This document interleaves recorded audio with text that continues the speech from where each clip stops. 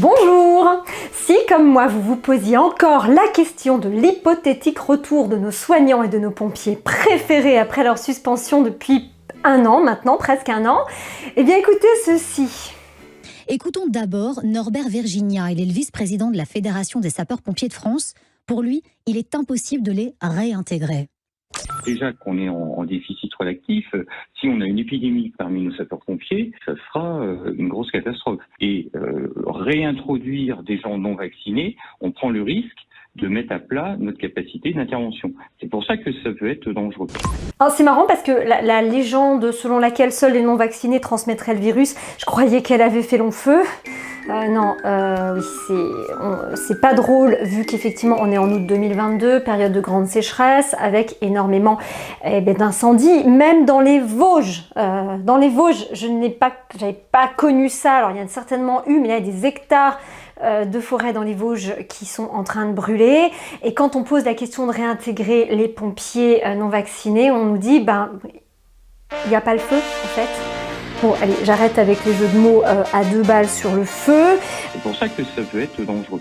Alors, pour reprendre le langage sémantique, parce que ce pauvre monsieur là, vous avez vu un petit peu ce qu'il emploie comme terme, hein, réintroduction. Il s'agit de réintroduire les non-vaccinés parmi la population de vaccinés. Réintroduction, donc pour garder le terme sémantique de l'élevage des espèces qu'on va garder dans des enclos, eh bien je dirais, faudrait vraiment tenir au courant ce monsieur que ça fait des mois que nous avons été remis en liberté, que nous gambadons, que nous sommes en contact, voire même que peut-être nous copulons avec des vaccinés depuis des mois. Il faudrait dire à ce monsieur que peut-être parmi les gens qui sont en train d'éteindre les feux, donc qui par hypothèse sont vaccinés, il y en a peut-être qui font des barbecues, non c'est pas possible, peut-être qui dorment, peut-être même avec des personnes non vaccinées, voire même qu'on fait des bébés depuis.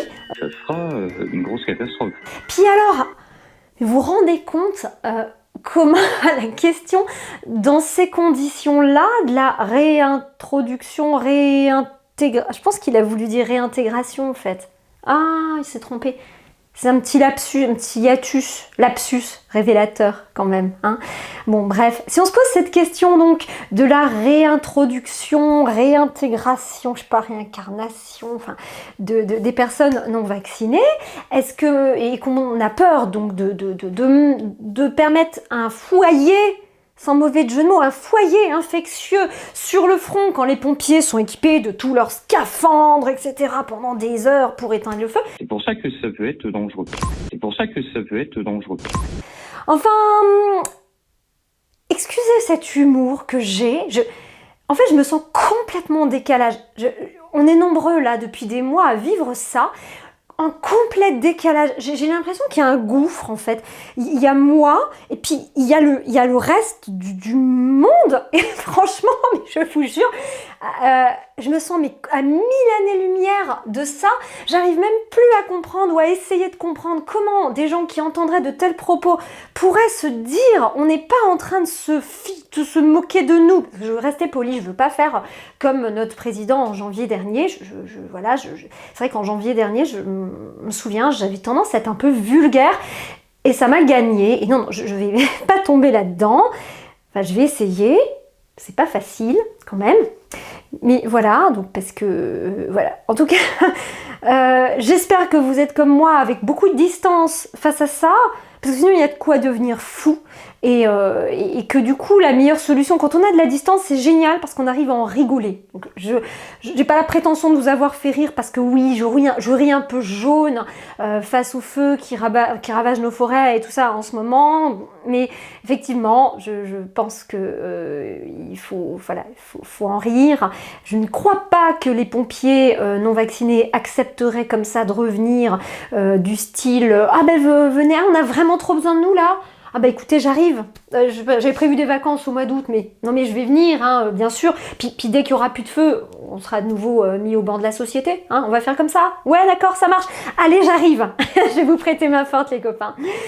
Voilà. Écoutez, partagez cette vidéo surtout avec les gens dont vous pouvez imaginer que peut-être ils vont tomber dans le panneau. Franchement, il y a une analyse sociologique à faire, un truc d'enfer, enfin sans mauvais jeu. J'arrête pas avec les mauvais jeux de mots sur les flammes, le feu, faut que j'arrête quoi.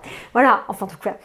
Si on a une épidémie parmi nos sapeurs-pompiers, ça sera une grosse catastrophe. Franchement, si vous connaissez des personnes qui peuvent prendre ce genre de discours au sérieux, franchement, ça m'intéresse. Et puis ceux qui tombent sur cette vidéo, s'il vous plaît, manifestez-vous. Je lirai vos commentaires en parfaite bienveillance, avec beaucoup de joie, voire de rire. Mais allez-y, n'hésitez pas, je suis prête à tout lire, tout entendre. Vous savez, je vais vous dire, on en a vu d'autres. Allez, à bientôt. Prenez soin de vous, prenez soin de vos proches, prenez soin de vos jardins et à bientôt.